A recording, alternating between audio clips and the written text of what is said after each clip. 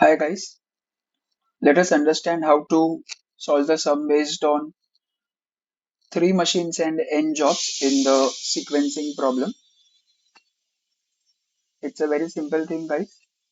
What we have to do is, as per our steps, we have to first of all select the minimum value for the first machine, maximum value for the second machine, and then minimum value for the third machine. So let us see. If we observe carefully, it is 10 is the minimum value over here. Then for the second machine, maximum is again 10, and for the third the minimum value is 6. So we can see that these both are matching values, same values. So our condition says minimum of A greater than or equal to maximum of B has been satisfied. Now when this condition gets satisfied, I can say that introduce two machines, or if you want you can say introduce two dummy machines D and E such that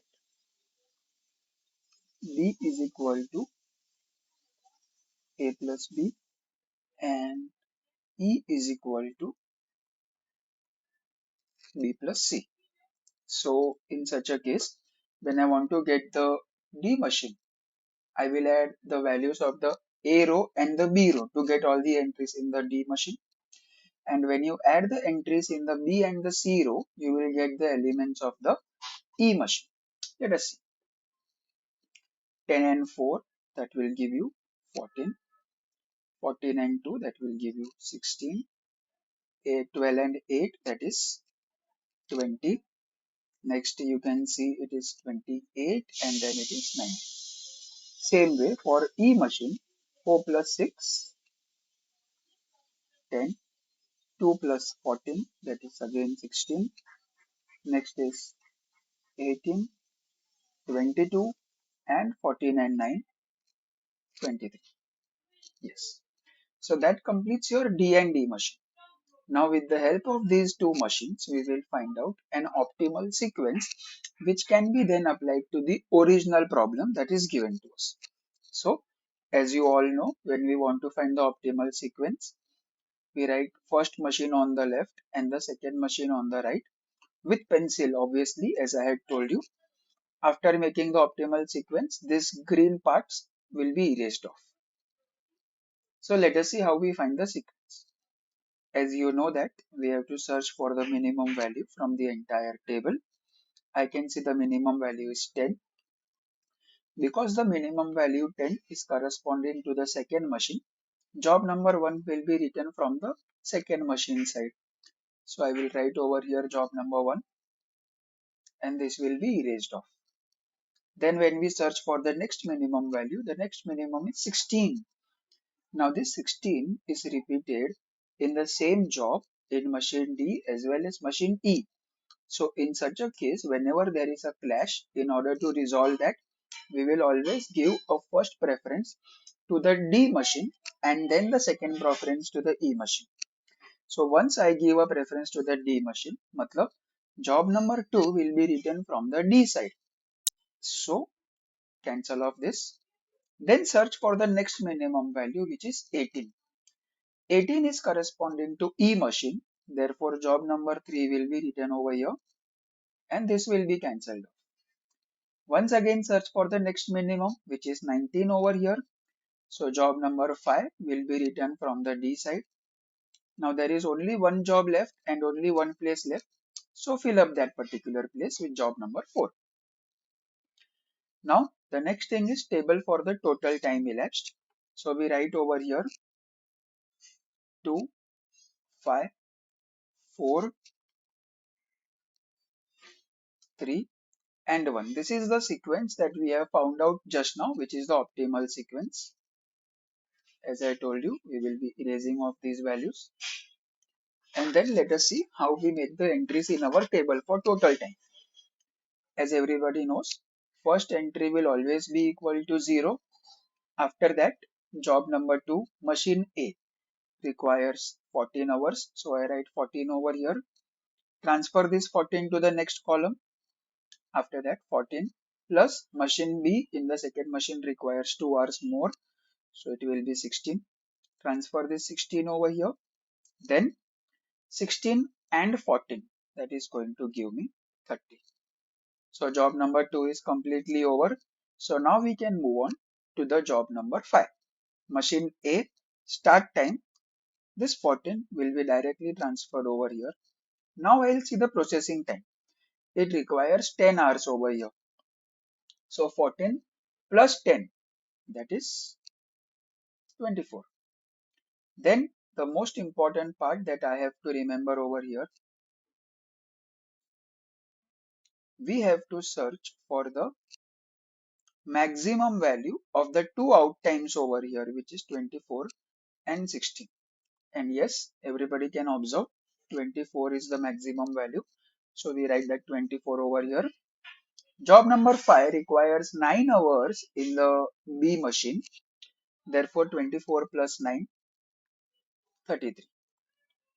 Once again, we have to choose the maximum value of 30 and 33, which you can obviously tell 33. Job number 5, in the machine C wants 14 hours for its processing. So 33 plus 14, that is going to be 47. Now transfer this 24 over here and we will see the column number 4. So 24 plus 18, it will be 42. Again 42 and 33, the greatest value is 42. So we'll write 42 over here. 10 hours of processing on the machine B. So 42 plus 10 is 52. Maximum value of 52 and 47 is, we write 52 over here. Job number 4 requires 12 hours over here and therefore it will come out to be equal to 52 plus 12, 64. Transfer this 42 over here. Machine number 3, in fact job number 3 in the machine A requires 12 hours. So this is 54.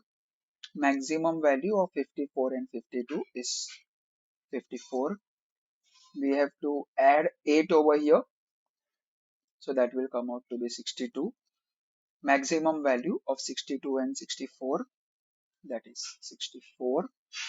Now machine C job 3, 10 hours, therefore 74. Take this 54 over here guys.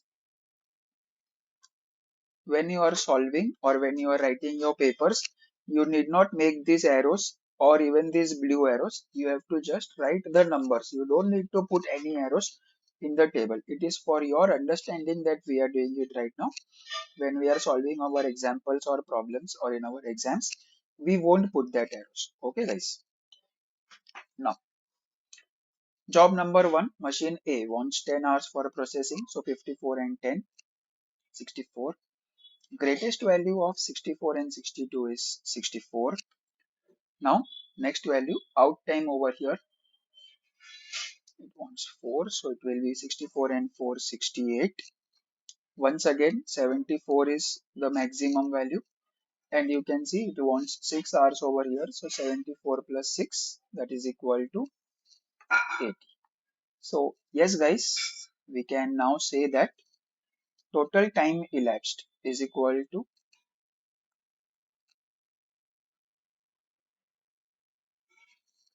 80 hours.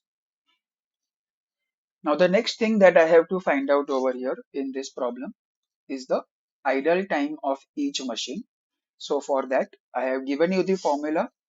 Idle time of a machine is total time elapsed minus the total processing time of that machine. This is a very important formula guys. So we will make a note of this formula and this has to be written every time when we are calculating the idle time of a machine. Okay. Now let us see how to find out the total processing time of the machine. I have made a small table over here for the total processing time. Now what we do is, in order to get the total processing time, we move on to our original question. The values in the machine A are 10, 14, 12 and so on. What does total mean? You have to add all the numbers. So when we take the total of all these numbers, 10 plus 14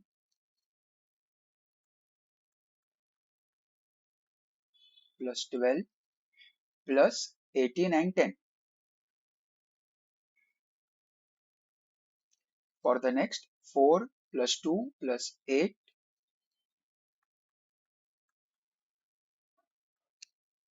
plus 10 plus 9. And the last is 6 plus 14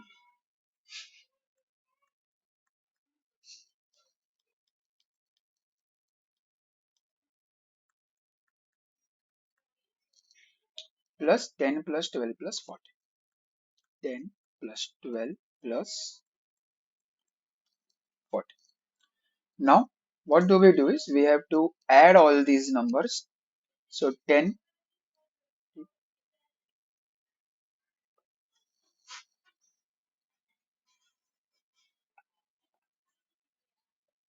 so the total that I get over here comes out to be 64.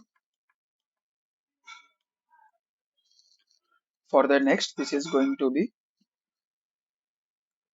33. And the next, that will be equal to 56.